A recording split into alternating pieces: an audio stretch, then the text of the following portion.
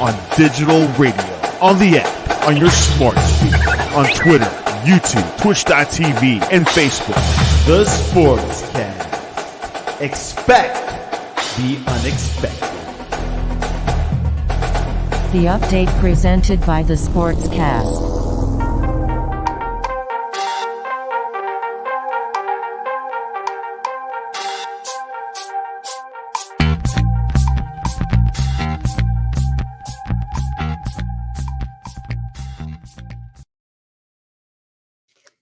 Sportscast, February 26, 2024. If you haven't yet, please subscribe in all our channels, YouTube, Twitch, X, and Apple Podcast. You can also listen to us on your smart speaker. If you're listening on Apple Podcast, please leave a rating and review. It will help us out tremendously. Also for Spotify, we're also on online radio. Listen to us there.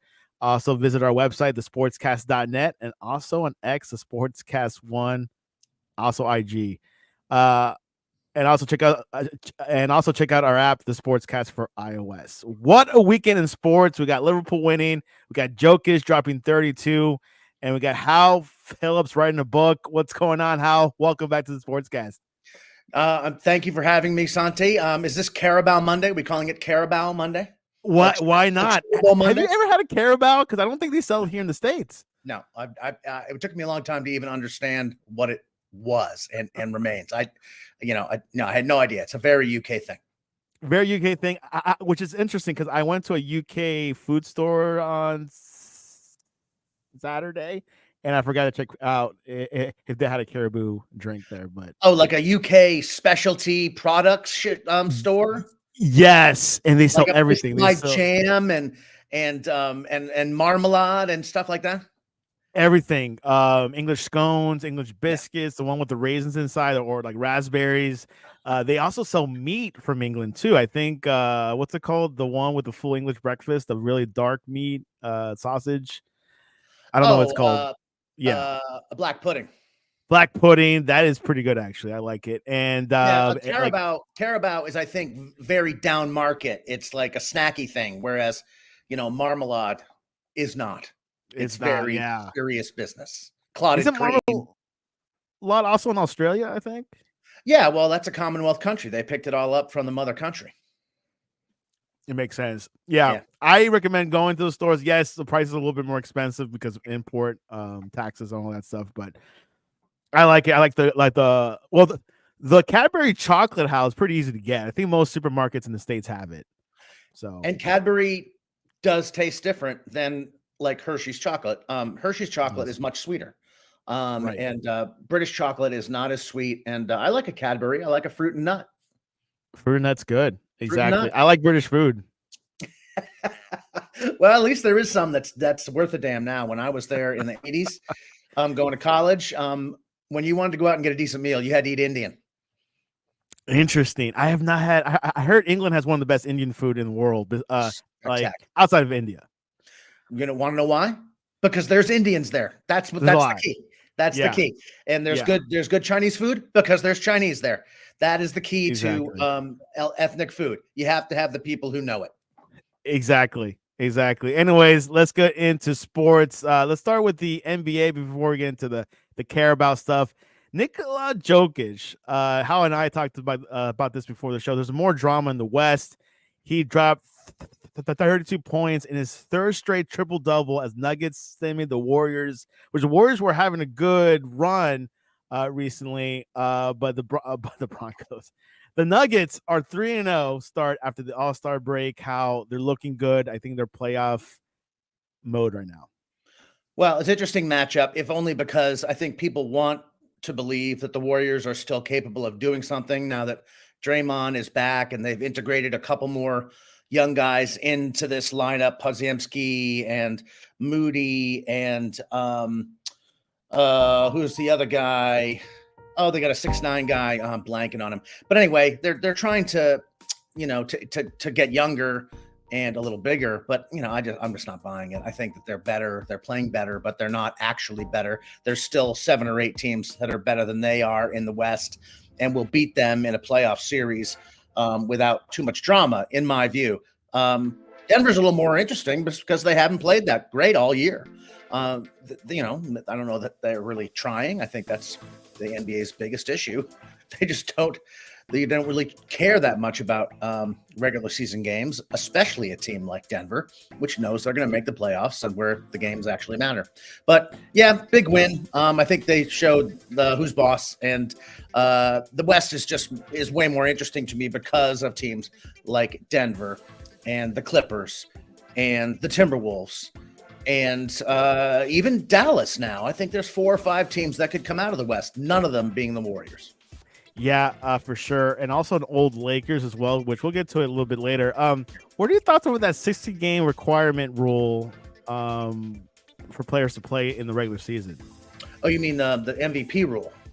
The MVP rule, yeah. You got to play Right. at least 65 games, yeah. I think it's 65 games. And, you know, I think, you know, Santi, I don't care about most valuable player races.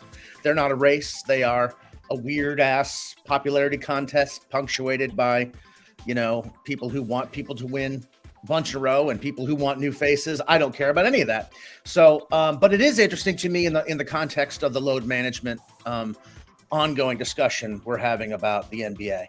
Really hard to watch an NBA regular season game and think that anyone on the floor cares that much about who's winning these things from night to night. So they're taking every 4th game off on a cycle. You can watch that too if you play Roto like I do. You see guys just get rested regularly now, and I get it. If you're paying someone $100 million, the player wants to maintain physical fitness, and the team has an interest in maintaining that physical availability. But, you know, I think there's going to be a lot of teams, a lot of guys who have trouble getting to 65 games. That's 17 injury/rest nights out of 82. That's cutting it pretty close. Embiid's already out. Jokic is very, very durable. So I think he is probably a pretty good bet to get that 65. So is Giannis. And so is Tatum. So these guys are durable. They're not trying any harder than they did or that, you know, last year or any harder than anyone else, I guess. But they just have a habit of playing games regularly, whereas other guys have a habit of taking every opportunity to rest. So I think there will be 3 or 4 guys who got ruled out in addition to Embiid. It's just a question of luck right now. I mean, they're probably going to get hurt. But if you've been load managing on the front end and then you really get hurt in March, you're screwed. I was thinking about this, Hal. Maybe what are your thoughts about this? Obviously, in soccer, we play every team in the league twice. Do you think they should scale it down? Maybe have 1 or 2 games a week? Because NBA has a lot of games every week. Yeah, this is a big philosophical discussion. I mean, the format of league scheduling is really all based on the baseball model, which is how many can we get away with? You know, I mean, before games were on television, your gate, you know, was your main source of income when it came to a club. And, you know, 82 games, great. We can, you know, even when the NBA was not popular at all, you really needed those games to pay the bills. Now you don't. Now you get that money from TV and from licensing fees and selling merch. So it's a totally different deal, but I don't know how you do it. I mean, I would be very happy if they scaled things down to 65, 70 games a season. Absence makes the heart grow fonder. Small supply creates high demand. So right now we have high supply and low demand. And that's true of every sport in America except football. And they've pushed the limit on this too. Now, what is that now? 17 regular season games? 17 regular season games, but correct. the week-to-week thing builds up, you know, suspense. And even when you're playing games on Thursdays and Mondays, you know, they're encroaching on that. But I don't know how you fix it other than just start playing less games. Now, will the players take less money because they're being paid at 65 over 82, whatever that fraction is? How do you reduce that fraction? I'm asking 65 over 82. Can that be reduced? Right. I don't think so. Because I'm sorry, Sandy. Because the whole contractual situation. I think you're right. I think that's already all set up and everything. So all in thought in mind. yeah, I mean, I think the players want to play less games, but they don't want to take 65 over 82% of the money that they've been making so far, and I can't blame them. So it's a really difficult question. Sports is dealing with these kind of issues all over the place. In golf, we see that they're trying to get guys to play more, and their idea is to throw more money at rich guys. Now, that doesn't work. And I think we've seen that over and over again. And basketball has seen that too. How do we get these guys to show up for an all-star game and care about it? It's not by paying them $500,000 a piece if they win. They don't care. They've got enough money, especially the stars. It's a really interesting situation and time for professional sports worldwide, but especially in this country where we're working, again, off a model that is 110 years old. 110 years old. As you say, baseball has a lot of influence in our sports. In the NFL and Major League Baseball. Major League Baseball started with like the whole wild card thing and divisional playoffs. You see that in the NFL. You don't see that in the NBA, even though playing in is like a wild card round, it feels like sometimes. Right. I mean, I think that, I don't have a problem with the wild card necessarily. It was done to increase interest in, the end of the regular season, which, if you're a roto person like me, was a death march and guys just not playing because their spot is secure and they're sitting them down and resting them for the playoffs. So those last couple of weeks were really grim. This spices it up a little bit, involves 3 or 4 teams maybe, and it's more fun. I got no problem with that because what is that? Still 18 out of 32 teams. That's not a terrible percentage. And I don't think it necessarily hurts the playoff product. I mean, if you're TNT, and this is all this that we've talked about applies to hockey as well.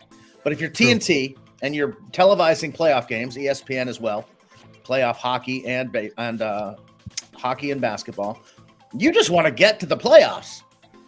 You want to get to the playoffs too, because that's where you make money. That's where you actually get eyeballs.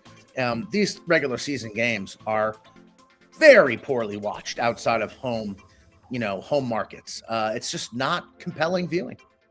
Yeah, I totally agree. And great discussion, by the way, in this situation, because I've been thinking about this for a while. But yeah, when it comes to TV market, especially with the one Bailey I can't remember of that TV network, but they actually shut down.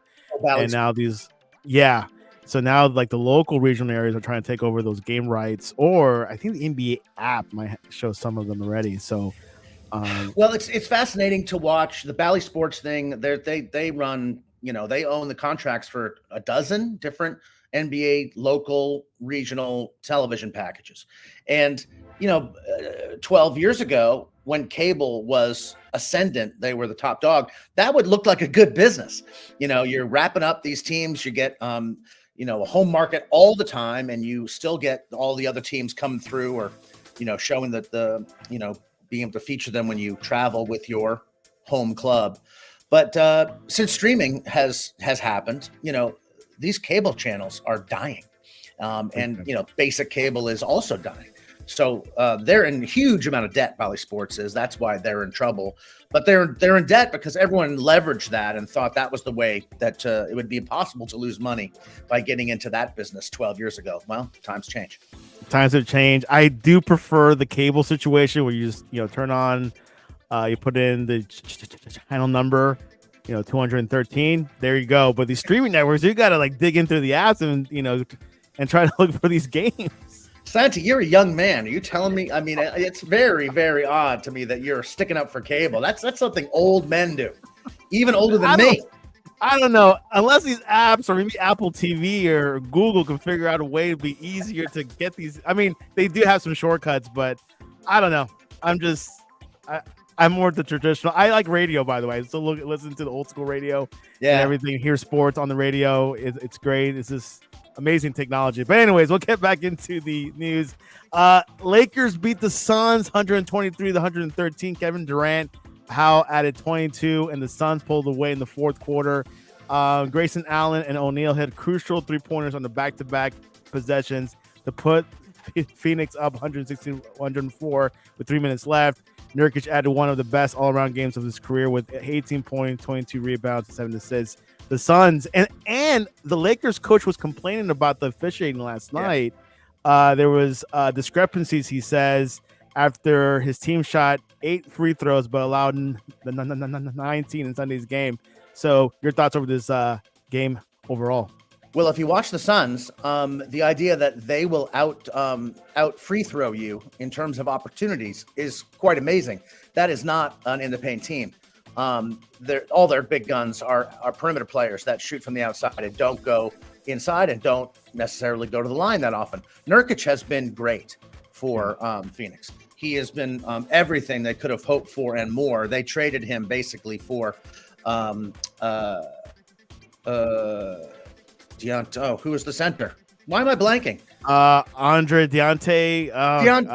DeAndre Ayton. Thank you. He's gone to. They basically swapped places. He's in Portland, putting up some stats, but essentially doing nothing, just like he did in Phoenix. But he's been great, and so that was the reason they even took any free throws. Is that Nurkic got fouled a bunch because he was sort of dominating inside.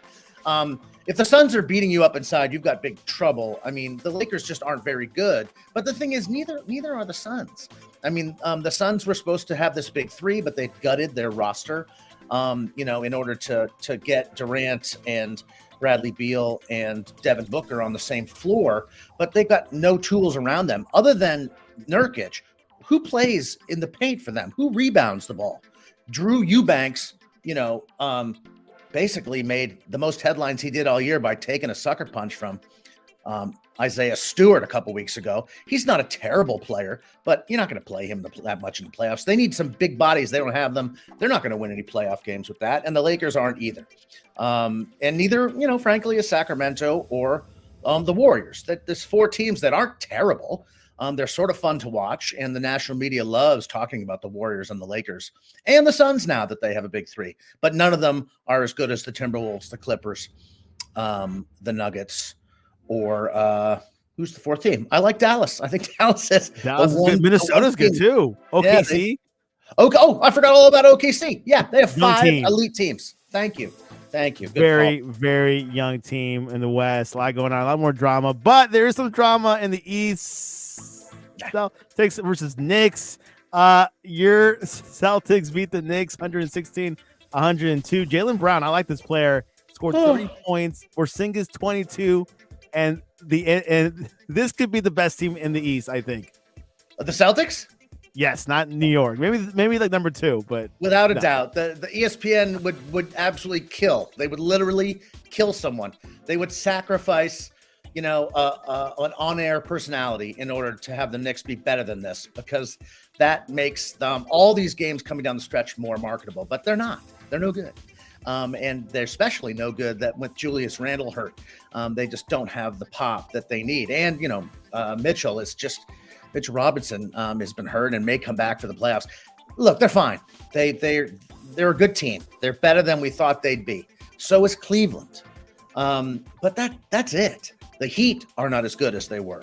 I know. They remind me. Yeah, the Sixers are no good they're nowhere without Embiid. The Bucks have been 3-7, maybe 4-7 now since Doc Rivers took over.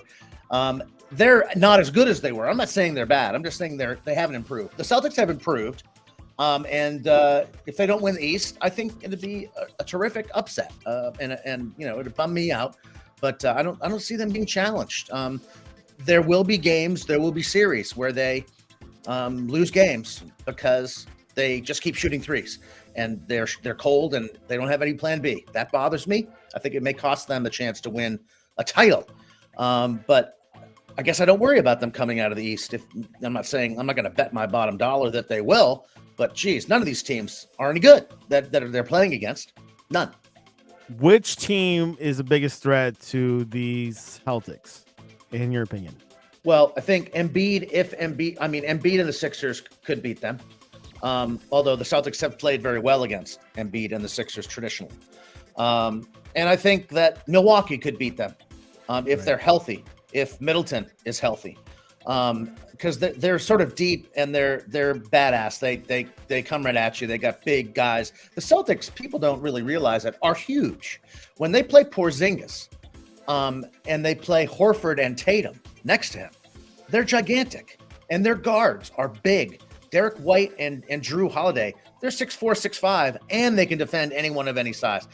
Jaylen Brown, if he's your 3, he's still going to bully any 3 in the NBA physically. So they're big and bad, in addition to being some gunners with skill. But Milwaukee is as big as they are. Philadelphia is not. Cleveland is sort of a fashionable pick these days. They've played really, really well. Donovan Mitchell should get some MVP consideration. He's been insane. But they're not ready to play with the Celtics. I don't think so. I think they're most experienced. Do you think the Heat might be a threat to the Celtics? Like, give them some trouble a little bit? They always do. I think Spoelstra is the best coach in the league, so they're always going to come at you and make it hard for you. But and I like their pickup of Terry Rozier. I thought that was really smart because Terry Rozier defends and is a good shooter. When can score for you. They needed that. But he's hurt now, and Jimmy Butler. Jimmy Butler. How old is he? 34. 34 years old. 34. 30? Yeah, correct. He's not getting any younger. None of us are, but he's not the same player. I mean, he might show up and be Jimmy buckets for a couple of playoff games. I don't think he's that elite player who can win you a conference semifinal or a conference finals as he did, just last year. But I just don't think I think they're a year older, and I don't think they're better. Yeah, as Hal said, they freshened up a little bit with Rozier. We're hoping to get Damian Lillard. That did not happen. So we'll see if they turn off the switch in the playoffs. Speaking about the Heat, they got into a brawl with the Pelicans last week. Miami star Jimmy Butler and New Orleans Pelicans wing Najee Marshall were suspended 1 game for their role. Pelicans guard Jose Alvarado and Heat center Thomas Bryant were each banned 3 games for taking part in the brawl while in the bench. And Heat forward Nikola Jokic was suspended 1 game for departing the bench but not taking part in the incident. These brawls are pretty common in the NBA, aren't they? They are, but they're just shoving matches. No one actually throws any punches. I'm from the 80s, Santi. I remember when people actually, put fist to face. And, and the benches would empty. I watched a lot of Pistons Celtics games back in the day when there were actual punches thrown. And Bad Boy Pistons, Jordan rules. Yeah, go Google Robert Parrish and Bill Lambier on YouTube and see what you find. Those were some fights. I missed this. I saw the highlights of it. It looked like what do they say in England when they have like pushing and shoving matches during a soccer match? They call it handbags at 10 paces. So yeah, this is what reminded me of that. Yeah, well, there you go. Brawls will give you suspensions. 1 game, not too bad, but there was 2 players who got 3 games. So we'll see how much that will take effect in the Heat and the standings. Also, the Pelicans, they're kind of out, but Heat is definitely, each game is going to matter. Yeah, there was a time when the Pelicans were sort of a fashionable pick to finish 4, 5, 6 in the West, for the playoffs. But now that they've fallen by the wayside, not through a terrible amount of fault of their own. I think they have gotten better. They are better. Zion makes them better. I mean, he's a troublesome player in some ways to root for. But they're better than they were last year. But the problem is the West is just way better. Everyone's better except for the Lakers and Warriors in the West. The history has not changed with the West in the NBA. Let's go to England. Liverpool ensure that Jurgen Klopp's final season will end with the silverware after Virgil van Dijk's extra time goal gave them a 1-0 win over Chelsea in the Carabao Cup final Sunday. How it was a good game, boring, but to the end, I thought I was going to go through penalties. But Van Dijk said, no, give me that header once more, which he was ruled out in the game prior to that, offside. But this time it was onside. Oh, right. They took one back. Well, you just said it was a good game, but it was boring. Which is it? I thought it was just boring. It was boring, to be honest. Because we didn't have Mohamed Salah. We didn't have Jota. Liverpool was thin. They didn't look good. They put their three teenagers in the match. It might have helped. But they did a good job after all, though. I guess. Liverpool now has they have a chance to win 4 trophies, right? Correct. This one, Carabao, Cup, they're still a cup, and the Europa League, Champions League. No, Champions League. No, they're not in the Champions League this season. They're only in the Europa League. Oh, they're in the Europa League. Yeah, they finished 5th last season. So Of course, you're right. You're right. So that would be winning the Carabao Cup and the Europa League won't be the proper send off for Jurgen Klopp. No. But if he wins the FA Cup and the league, I think they'll be happy. Yeah, absolutely. As everyone knows, Jurgen Klopp is going to leave after the season, take a sabbatical. Right. He's only 51 years old, but he looks like an old 51, doesn't he? I guess he's gray, and I don't pick on anybody for being gray, but he is young, and I bet he'll take some time off and then go coach somewhere else high profile. I've been saying it for a long time. I think he'd be a great U.S. men's national team coach. It certainly would be that's the beauty of the soccer in the United States is that for the European bigwigs like Messi, they come here, and it's actually a step down in terms of crazy media hype. I mean, obviously people are packing stadia all over the place to see Messi, and he's a genuine attraction. But he can go to the supermarket. He can't do that in Barcelona. Same thing for Klopp. He's just too big a star in England and all of Europe. But if he comes here, he can coach the team. The expectations aren't as high. It's chill. So yeah, Jurgen, come here and coach the U.S. team, for 2026. It's going to be. Are you predicting a falter in the Copa America? I don't know. It's sort of. I mean, what does Greg Berhalter have to do to get himself fired? And I'm not even about that this morning. And I think top 4, he has to make it in the top 4. Oh, I think that's true. I think that he has to make a semifinal at home. But will they fire him if he doesn't? I mean, I'm just thinking about all the shit that he went through. Just a year ago. I mean, they still brought him back. I can't believe it. I thought Jesse Marsh was going to get it. You thought who? I thought Jesse Marsh was going to get it. Well, judging from the market for Jesse Marsh, which we can now see a year later, there isn't one. He's on CBS right now. I think they had doubts about that, and I think those doubts were well placed. Jesse Marsh seems like he could be a good coach. He's very young, but there aren't other clubs who are trying to sign that guy, and there's only one soccer coaching market worldwide, and he's not very highly valued in it. Klopp is different, of course. The hard thing for me to understand or to envision is what does Berhalter have to do to get fired, and it would have to be not finish in the semifinal place in top 4 in the Copa coming up this summer. And this is a Copa America. It's not like the CONCACAF Gold Cup. You're gonna have to beat some teams to get real deal stuff. Yes. Yeah. I'm very happy that we are participating and hosting that tournament. We need this kind of test. But the other thing I think that Berhalter, the only thing that could get him fired is the players decide they don't want him anymore. And True. Right now, as much as a portion of the U.S. fandom hates the guy, the players love him. They'll stand by him. Believe it or not, that's probably how he got back into that position. Was most of the players, even Pulisic, the big one, was talking about it. Yeah, we want him back. Why not?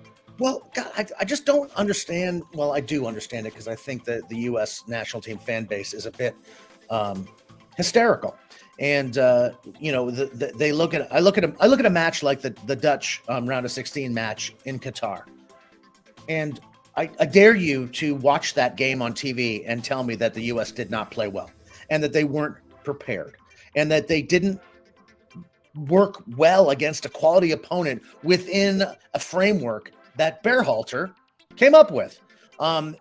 It's being cast as this embarrassing performance. It was not. It was not. There are limitations to the way Berhalter has set up the team in the past. Every team deals with those. But anyway, I don't want to get into that. I'm just saying that we got 3 more months of the Copa America. If he was going to be fired, he'd have been fired, and they didn't do it. So now we'll see another second, a second circuit, for this guy is very difficult to coach 2 World Cups in a row with the same team. We'll see how it goes. But maybe he doesn't get there, and maybe Klopp can be convinced to take his place. Maybe 2 years from now. Is that 2 years from now? Maybe 1 year from now. 1 year. Yeah, we'll see. He'll be expensive for us, though. That is a problem. But I think Pepsi or Frito-Lay or some of the federation people can be counted on to kick in to make that happen. It would be an enormous draw. And it would. It would draw a lot of marketing dollars, too. It would, and I think they would make it back in a heartbeat. I don't know. That's the other problem is that the American sporting public, the soccer segment, seems to believe that people covet this job or that can be attracted to this national team job. It's just not true. This is not a prestigious posting. The only thing we have going for us is that we're going to be hosting a World Cup in 2026. And it's very difficult to imagine another situation where a host country has such low expectations for the team. People are saying, "Oh, we need to make the semis." If he made the quarters, it would be deemed a success. We've only done that once before, and that's unusual. There's disconnect there between the U.S. World Cup hosting and the expectations for the team. He can take advantage of that. He can work it to his benefit. But I don't know that we can pay him enough. We'll see. Yeah. We'll see. Like everyone's talking about, we need to have that big win. Is it against Uruguay? Is it against Peru or Colombia or a Argentina? We have to have that big win because we haven't had a monumental win in a while. So hopefully we'll get it this summer. So anyways, before we get into Inter Miami, there was breaking news this morning. Everton, who had a 10-point deduction in the Premier League about a couple months ago, they made it. They actually did a appeal, and they reduced it to 6 points. Really? So right now they're at 15th place rather than, I think they were at 17th or 18th a couple days, almost like 24 hours ago. So they've been appealed. So there's some relief for Everton. Wow. I like Everton. I'm glad for them. I think they got sort of screwed. Although, look, there's two poles, in the Premiership when it comes to how the fair play rules are being leveraged. You got Everton and Nottingham Forest, who are just doing everything they can to stay in the Premiership, and they're signing guys right and left because they're desperate. And a lot of times you're signing contracts that you can't cover or that exceed the amount that the league allows. When it comes to those kind of things, you have to sell off players in order to get money when you're up against it. We know they're close because they've already been fined. Everton, that is. Forest in the same situation. Then at the other end of the poll, you have Manchester City, which has been lying about the amount of money that they are spending because they're masking all sorts of marketing dollars that they've paid to, Etihad Airlines. Not Etihad. What's Emirates? Yeah, Etihad, not Emirates, right? Yeah. Etihad. So that. They've been playing, fast and loose with the rules too. I just hope they deduct 6 points from Manchester City at some point because I know everyone seems to know that they have screwed around with the rules in a major way and they haven't been punished. But God, the cynic in me, Santi, says that they've reduced this penalty on Everton so that they can get away more readily with not doing anything to Manchester City. That would make me sad, but that's what I'm expecting. Yeah, that day is definitely going to come for Man City and some other big clubs out here. We'll see. Anyways, we are out of time. What is the best way to reach you online? I put it there on the screen. My Instagram is gen0.Hal Phillips, and same thing for Threads. I'm sort of switching over to Threads, so let's go with that. Awesome. You can reach us at thesportscast.net on our website or the Sportscast One on X and Instagram. We'll be looking at that this week. Combine coming up. We got some NBA games closing in. College basketball is going to pop up with March Madness. And a lot going on in sports. Messi tied 1-1 last night against Galaxy. Last-minute goal. Classic Barcelona. Luis Suarez to Messi. And Messi not dove in, but he just kicked it in a sliding manner, I guess. Oh, I watched the Apple TV Messi at the World Cup documentary. Terrible. Actually, it was fun to relive the tournament through Argentina's experience, which was pretty dramatic and fun, and Messi, of course. But they have all the talking heads, including Messi and Di Maria and all the players. And you have never heard more sort of mealy-mouthed generalization statements than you've heard from these guys. They really say nothing to the interviewers, and it goes on for like 4 episodes of an hour. But I gotta check it out then. Yeah, you'd like it. It's fun. I enjoyed it in spite of that fact. I watch a lot of soccer documentaries, so I know that might be one of them. Anyways, there you have it. Hal, it's been a wonderful time. I appreciate you coming on to the Sportscast. Always my pleasure, Santi. Good to see you. And this was your episode.